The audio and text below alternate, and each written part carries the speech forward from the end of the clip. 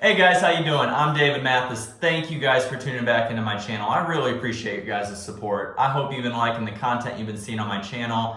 If you do, please like, subscribe, and share. Hit that little notification button so you know when new content comes out because I'm putting stuff out regularly. For today's topic though, I want to talk about how you go about gaining muscle in the smart way.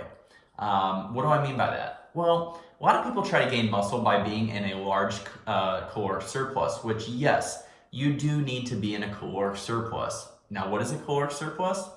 That is calories above your maintenance level. Everybody has a different maintenance level. It doesn't matter if two people are the same age, the same gender, the same height, the same weight, even the same body fat percentage. You are going to have a different maintenance based on your individual metabolism, right? So you have to find out what your true maintenance is. And I'll get into another video about that because those online calculators are they're not as accurate as what my suggestion for you to do is. But getting back to the topic at hand, you need to be in a caloric surplus unless you fall into two categories, right? One being you're a complete newbie. You can pretty much just look at a weight and you're gonna grow, right? You have no training history, no training experience, so your muscles are primed to react to any little bit of stimulus, right? The other thing is if you're extremely obese and you are losing weight, you can still gain muscle while being in a caloric deficit. This is for people I'm talking with high BMIs, 25 or over. As you start coming down in body weight and dropping body fat, you are going to be transforming your body. You're going to be recomping your body and your muscles are primed for growth. Now, this only lasts for a little while in both scenarios, right? Eventually, your body is going to plateau. It's going to catch up to you, and you're going to need to be in a caloric surplus in order to maximize more growth. But exactly how much of a caloric surplus do you need to be in? So the goal at hand is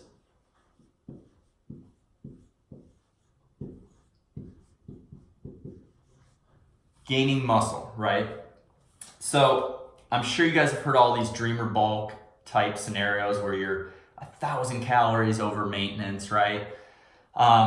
There is a point to which for natural athletes, there is a limit to how much of a caloric surplus you can be in that actually still contributes to the growth of muscle.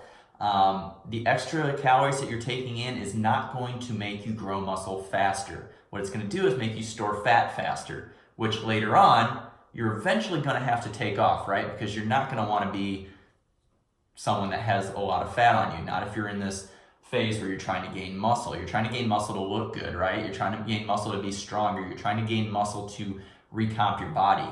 You want that muscle to show. You don't want that fat to overlay that muscle. So eventually it's going to have to come off.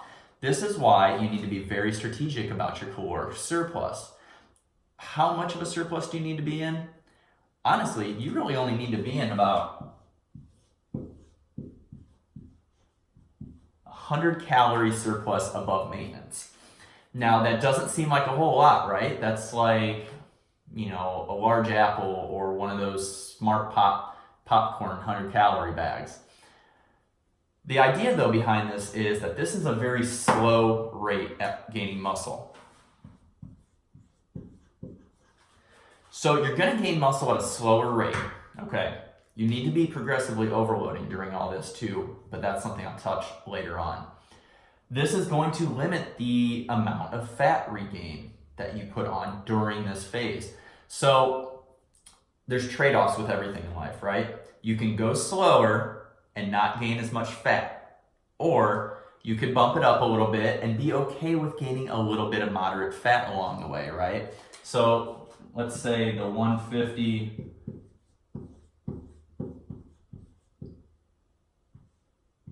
to 300 kcal limit range, right? So you're going to be in more of a surplus. You're going to speed up your rate of gaining muscle a little bit more than if you're in the 100 calorie above maintenance, right?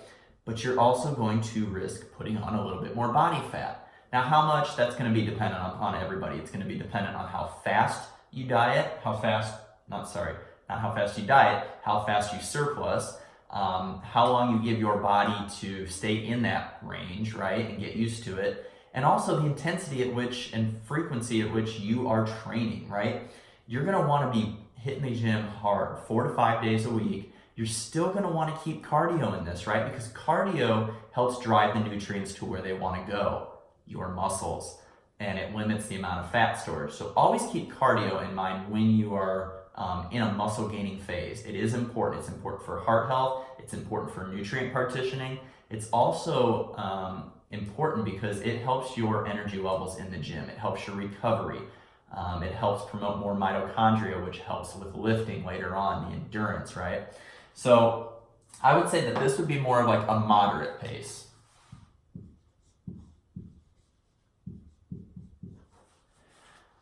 Now, if you want to get a little bit more aggressive, you are okay with gaining some more body fat at a faster rate, you can even bump that up to around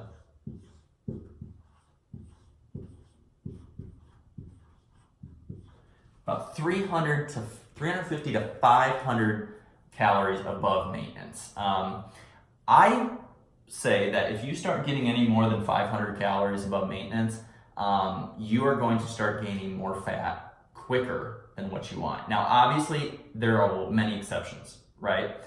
But what you have to understand, though, is as you are gaining muscle, your maintenance level is coming up. So you need to be reassessing that from time to time and figuring out what your maintenance changes along the way, maybe every 2 months. I don't know. There's many different ways that you can go about doing that.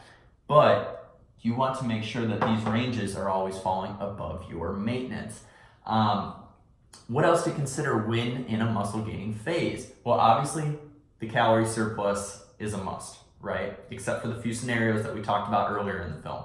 The other thing is cardio, which I touched upon. You want to keep driving those nutrients in. You don't want to just put on this muscle, put on this fat, and not look good, right? Cardio also helps keep that body fat down. So it allows you to eat more calories above maintenance without storing them as much as fat.